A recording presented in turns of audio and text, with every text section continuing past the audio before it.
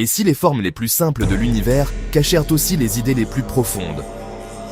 Un cercle, un triangle, une spirale, trois formes presque banales. Et pourtant, depuis des siècles, elles fascinent les artistes, les bâtisseurs, les penseurs et tous ceux qui cherchent du sens derrière le visible. C'est exactement là que commence la géométrie sacrée. La géométrie sacrée, ce n'est pas juste faire de jolies figures. C'est une manière de voir le monde comme un ensemble d'équilibre, de proportions, de répétition et d'harmonie. L'idée est simple. Certaines formes semblent réveiller en nous une impression d'ordre, comme si le chaos du monde suivait malgré tout une logique invisible.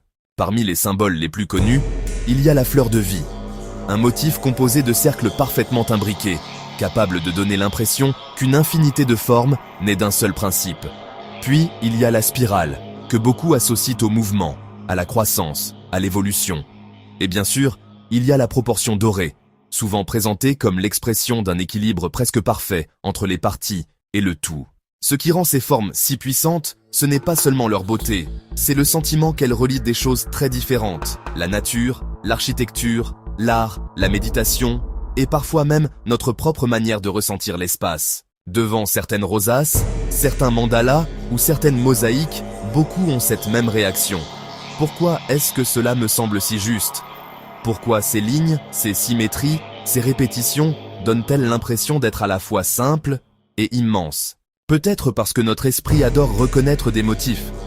Peut-être parce que nous cherchons instinctivement l'ordre dans le désordre. Ou peut-être parce que ces formes nous rappellent quelque chose d'universel. L'idée que derrière la complexité du réel, il existe une structure, une respiration, une cohérence. Mais il faut aussi garder la tête froide. La géométrie sacrée n'est pas forcément une preuve mystique cachée dans chaque chose.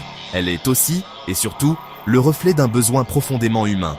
Comprendre, relier, contempler. En d'autres mots, la géométrie sacrée ne nous dit peut-être pas comment l'univers pense, mais elle nous montre très bien comment l'être humain tente de lui donner un sens. Et c'est peut-être ça, son vrai pouvoir. Pas de prouver un secret, mais de nous faire ressentir pendant quelques instants que tout est lié. Alors, simple esthétique ou langage caché de l'univers?